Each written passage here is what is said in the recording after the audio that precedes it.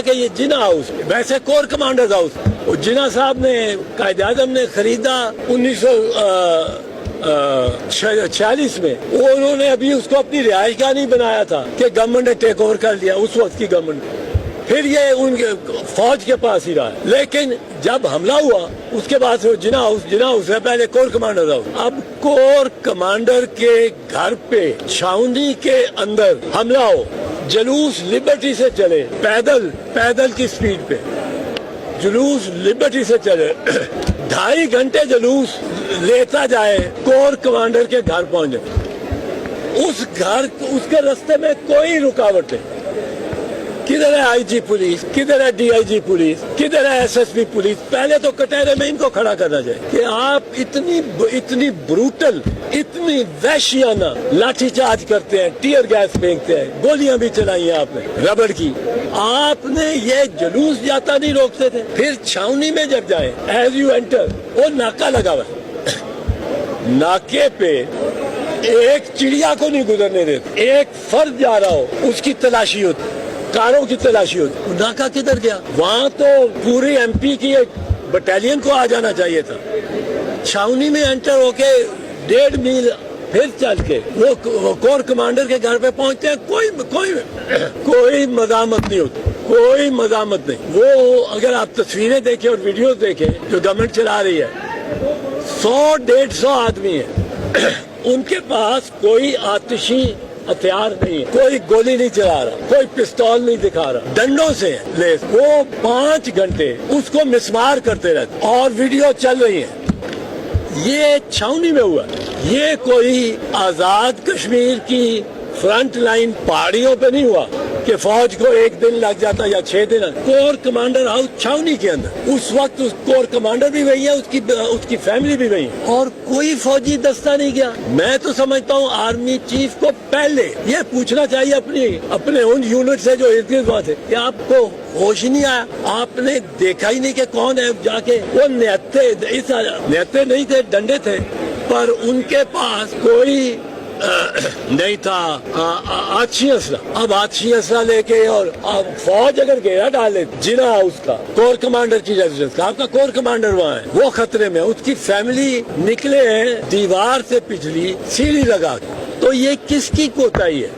Corps commander نے کہا جاتا ہے کہ بڑے ٹیلی فون کیے اپنے کولیگز کو، اپنے ماتحتوں کو، کسی نے جواب ہی نہیں دیا، تو یہ لگتا ہے انٹریپ کیا گیا۔ انٹریپمنٹ کے مسئلہ کیا ہے اس میں؟ قانونی بات، اگر آپ کسی کو انٹریپ کرتے ہیں، کسی کو انٹائز کر کے ایک کرائم سین پہ لے کے آتے ہیں اور اس کو انٹائز کرتے ہیں کہ وہ کچھ کرے، تو پھر ہر شخص جو اس بلوے میں شریک ہے اس کو اپنی ذمہ داری ہوتی ہے۔ اگر بلوے میں شریک ہو اور انٹریپمنٹ نہ ہو، انسائٹمنٹ نہ ہو، تو پھر اگر میں کھڑا ہوں، میں نے اینٹ نہیں ماری پھینکی، میرے اس نوجوان نے اینٹ پھینکی، میں کھڑا ہوں، اس کی اینٹ پھینکنا جوائنٹ اینڈ سیورل لائبلٹی ہو، پر اگر ہمیں انٹریپ کیا گیا ہے، یہ بیٹا اینٹ پھینکتا ہے، میں کھڑا ہوں، میرے پہ اینٹ پھینکنے کا نہیں آئے گا۔ تو وہ جس طرح ہے ڈاکٹر یاسمین رشید، راشد، ان کے خلاف کیس نہیں بنتا، یہ بنا رہے ہیں کہ ادھر لے گئے اس کو جیل میں، اس کو تھانے میں، اس کو ویل چیئر پہ لے جا رہے ہیں، اس بیچاری کا تو خلاف تو کیس بنتا ہی نہیں۔ پھر اب ویڈیو چل گئی ہے کہ وہ روک رہی ہیں، لاؤڈ اسپیکر سے وہ روک رہی ہیں بندوں کو، اندر نہیں جاؤ، ادھر نہ جاؤ۔ یہ ان کو دیکھنا پڑے گا اور چیف آف آرمی سٹاف کو دیکھنا پڑے گا کہ کیا ان کے کوئی یونٹ، ان کے کوئی افسر اس میں شامل تو نہیں تھے، ورنہ ایک فوجی ساتھ رہتا ہو، چھاؤنی کے اندر ہو، اور فوجی نہ آئے پہنچے اپنے کمانڈر کو ڈیفینڈ کرنے کے لیے، یہ ممکن نہیں ہے پاکستان فوج میں۔ تو یہ چیز دیکھنی بڑی ضروری ہے۔ اور اگر یہ عجیب بات ہے، ایک اور عجیب بات جو چیف آف آرمی سٹاف کو سوچنی چاہیے، and we leave it to his discretion, پر سوچیں کہ یہ جا کے صرف عسکری اسٹیبلشمنٹس کو کیوں مسمار کرتے ہیں؟ ایک پولیٹیکل پارٹی ہے، پولیٹیکل پارٹی کے ورکرز ہیں، اگر ان کا غصہ نکالنا ہے تو وہ پہلے غصہ چیف منسٹر پہ نکالیں گے، پھر وہ غصہ وزیروں پہ نکالیں گے، وہ ان کے لیے ریاست وہ ہے، وہ فوج پہ نہیں. میں نے سینکڑوں جلوس یہاں سے ہائی کورٹ سے لیڈ بھی کیے اور شامل بھی ہوں پنجاب اسمبلی تک، چیئرنگ کراس تک. کبھی سوچا بھی نہیں، خیال ہی نہیں آیا کہ ہم جا سکتے ہیں چیئرنگ کراس سے آگے. کبھی خیال بھی نہیں آیا. چیئرنگ کراس پہ تقریریں کی آ گئے یا گرفتار ہو گئے وہاں سے پنجاب اسمبلی کے سامنے. یہ کس طرح ہوا کہ یہ جلوس یا یہ لوگ گلبرگ میں سارے ٹاورز میں عسکری ٹاور کو ڈھونڈتے ہیں، فیصل آباد میں ISI کے دفتر کو ڈھونڈتے ہیں. وہ بھائی رستے میں دکانیں جلانے والی اور نہیں آئی، رستے میں کوئی املاک کسی وزیر کی کسی پولیس افسر کی نہیں آئی. اگر غصہ تھا ان کو جینوئنلی تو ان کا غصہ پہلے تو سول انتظامیہ کے خلاف ہونا چاہیے تھا. فوج کو اتنا ملوث کوئی کرتا بھی نہیں. اب وہ جا کے صرف فوجی تنظیمات کو پشاور میں بھی جہاز جلا دیا. اتنی مضموم یہ ساری کاروائی ہے.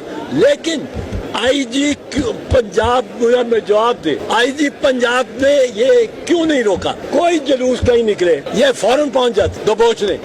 2.5 گھنٹے وہ جلوس گیا، ٹولہ چھوٹا ٹولہ، کوئی مزاحمت نہیں. چھاونی میں انٹر ہو گئے. فوج کتنے میجر، کتنے کرنل، کتنے بریگیڈیئر ہیں. کسی ایک نہیں سوچا میرے کور کمانڈر کے ساتھ میں یونٹ لے کے گھیرا ڈالوں. اندر کوئی گولی نہیں چل رہی، کوئی گولی نہیں چلی. تو یہ ایک مجھے لگتا ہے انٹریپمنٹ.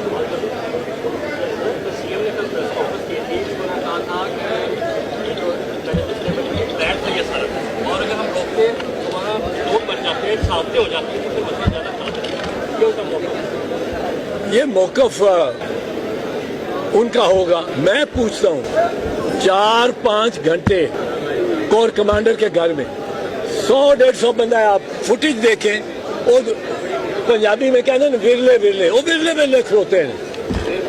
کوئی کراؤڈ نہیں ہے وہاں، ان کے پاس کوئی اسلحہ نہیں ہے. اس کو تو فوج آ کے گھیر ہی لیتی، ان سب کو اٹھا لیتے. یہ میں مان بات، یہ دلیل نقوی کی بالکل غلط، یہ ہے ہی نہیں. آپ نے ایک ٹریپ سیٹ کیا، ایک جال بچھایا، اس طرف آپ لے کے گئے. جس نے نعرہ لگایا ہوگا نا پہلا لبرٹی میں کہ چلو